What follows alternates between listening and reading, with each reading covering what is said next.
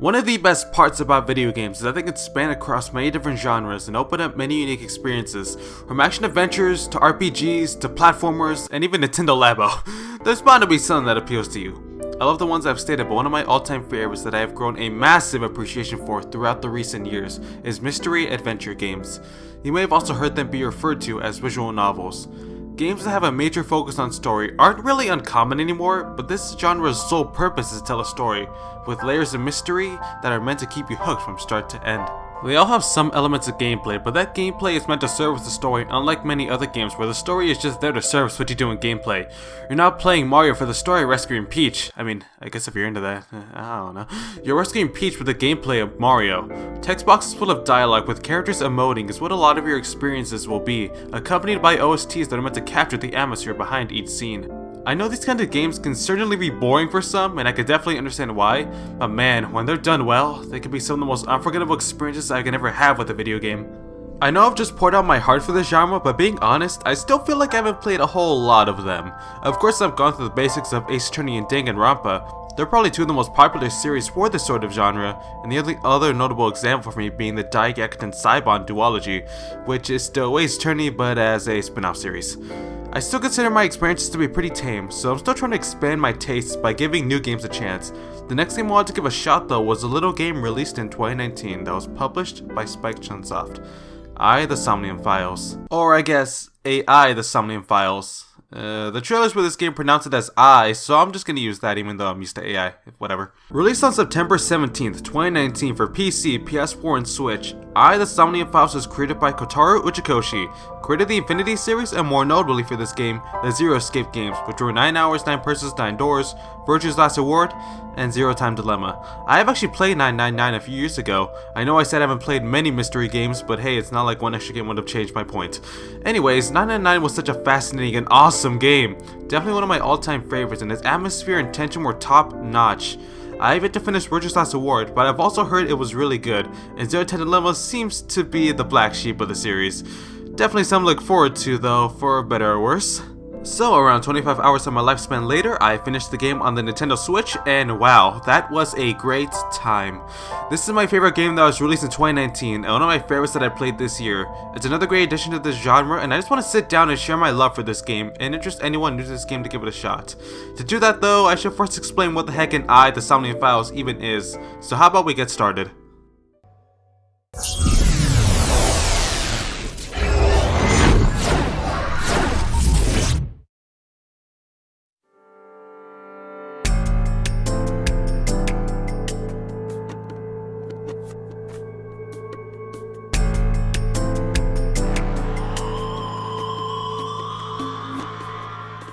The protagonist of this story is Kaname Date. He's a super cool looking detective, part of an advanced unit called Abyss, which means Advanced Brain Investigation Squad, and has an eyeball with an artificial intelligence named Aiba. She's your main companion throughout the whole journey and can talk to you in your head. She also has a bunch of advanced AI stuff that AIs typically do in these kind of games.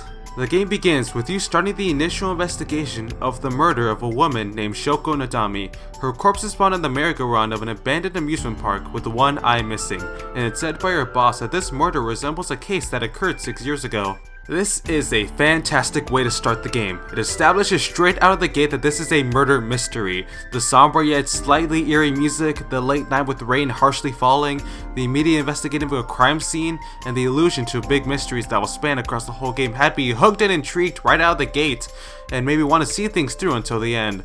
During this investigation, you will find inside the merry-go-round Mizuki Okiura, a 12-year-old girl who Date is sort of a guardian for.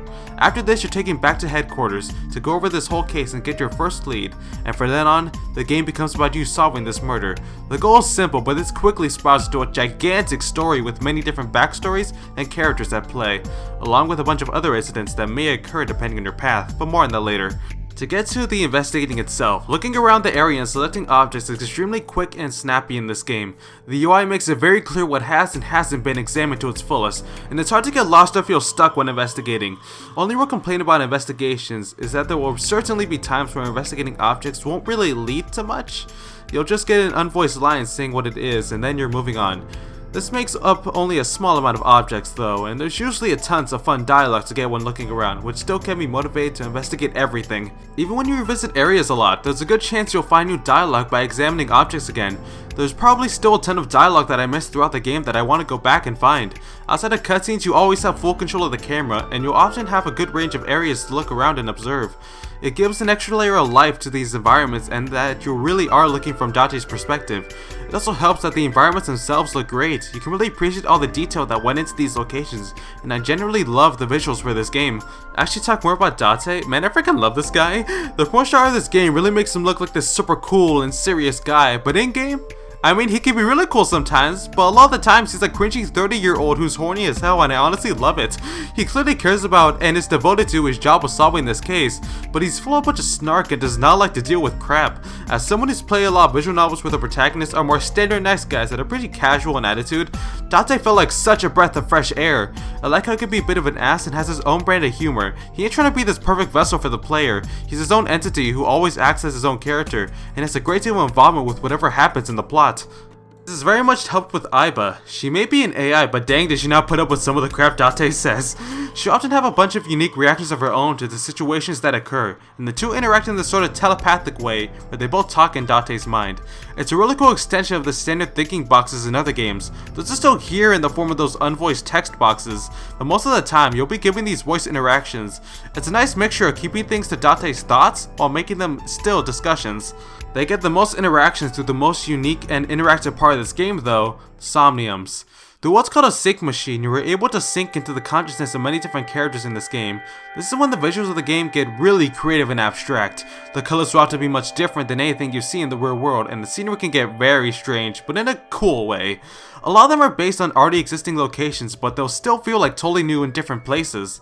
In these sections, you take control of Aiba, who has a human form during these instead of the cute little whatever the heck that thing is.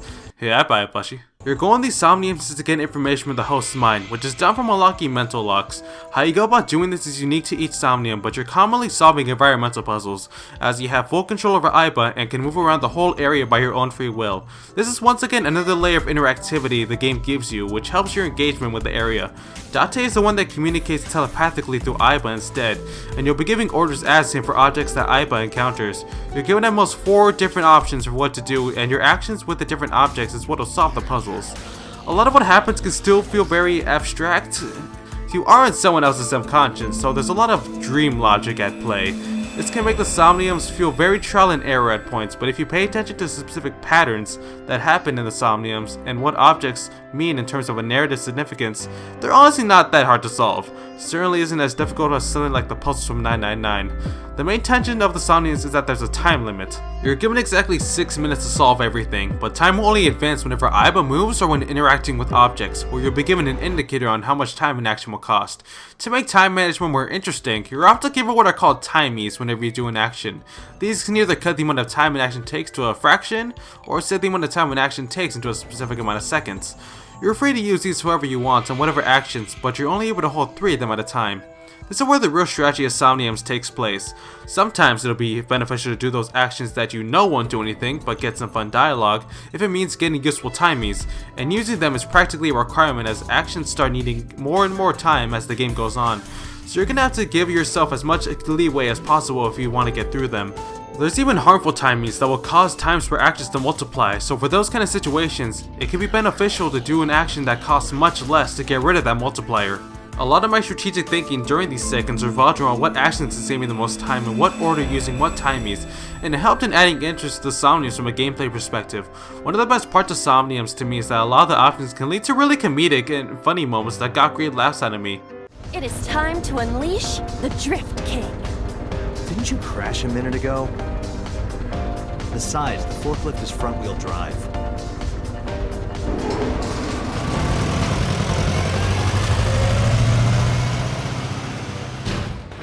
Heck, just like with the investigations, there's probably a ton of great interactions that I missed, so only more reason to go through the game again and replay those Somniums now that I already know the existing answers.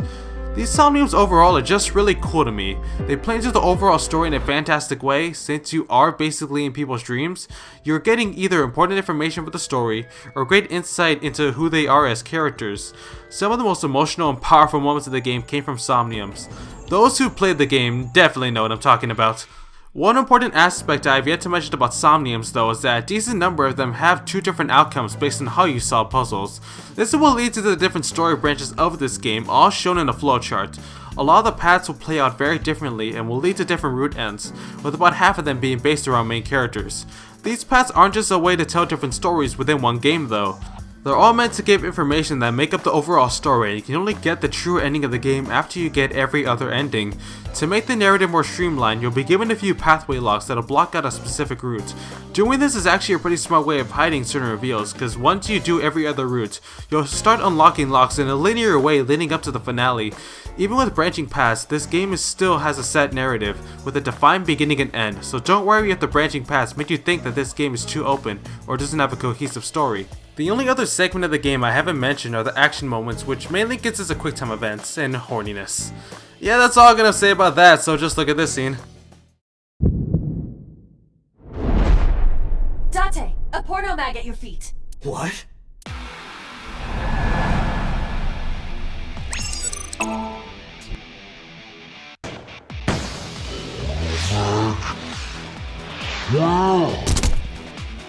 Even with all that I've gone through, a lot of your time in this game will still be spent going to different locations to talk to different people in order to get more info on your case, or for general story beats to, I don't know, maybe solve this case.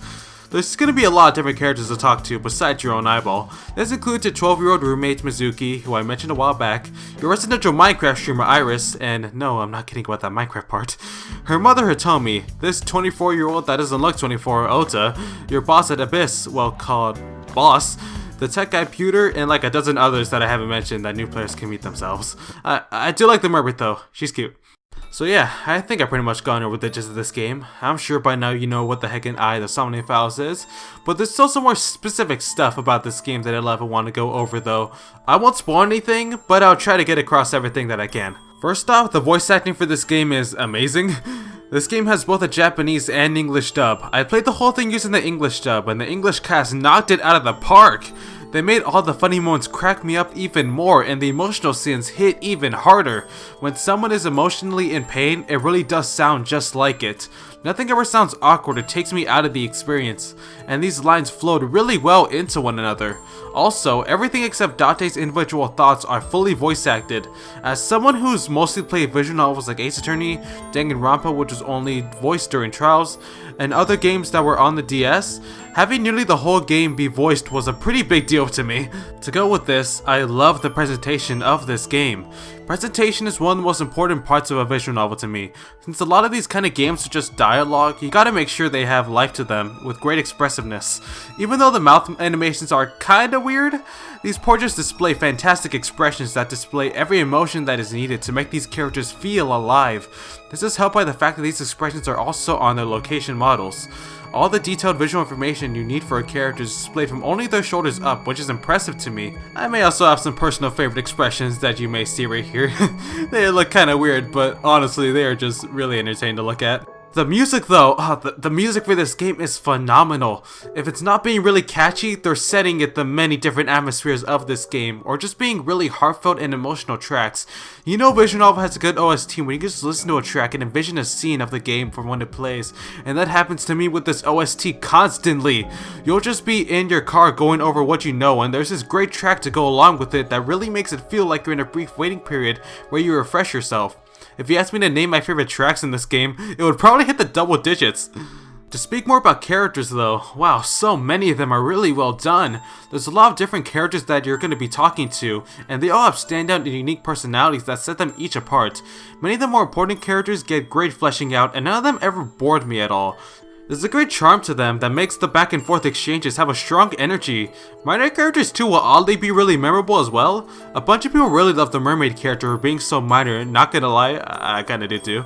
And you absolutely have to talk to this guy every time he shows up. He's got one of the funniest running gags in the game that really doesn't have the right to be as funny as it is. To get more in depth into a specific character, I've already mentioned how much I love Aiba and Date, but one of the other best characters in the entire game is Mizuki Okiura.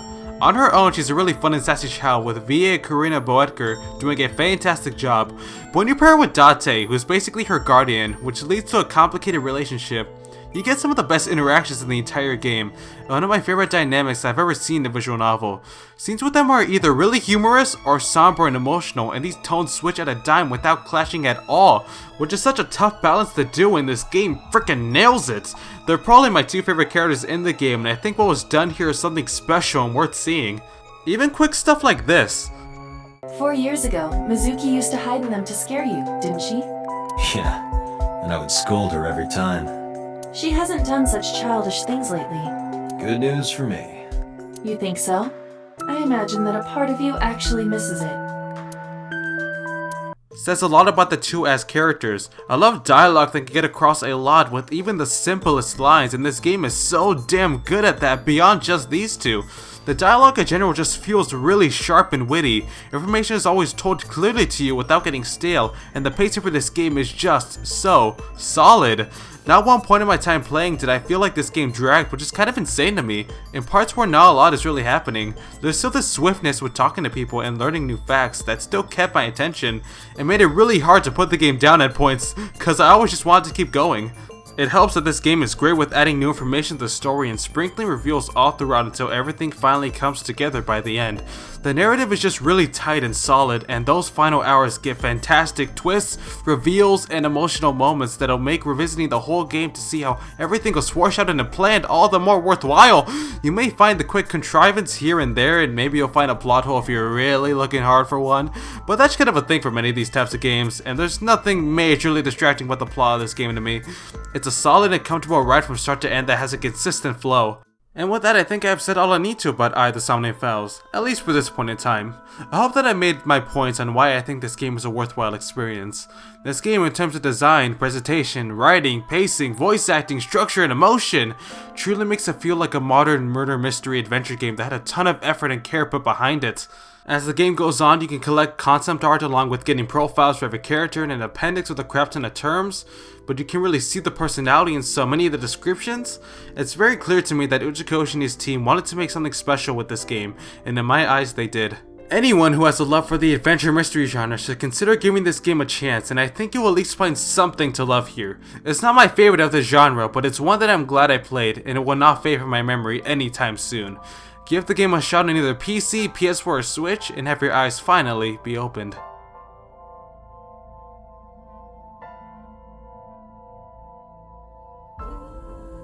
Hey there, this is Edie without a script. So if you made it to the end of this video, just thank you so much, it really means a lot. This is my first upload onto this channel, and I just want to set it as like what kind of videos I want to make for this channel. Expect more stuff talking about like mystery adventure games, just stuff like this. I hope you'll stick around to enjoy that. And also shout out to Tevi Bear on Twitch for getting me the footage of Mario 64. That was really helpful and I appreciate it a lot. So yeah, thank you all for watching.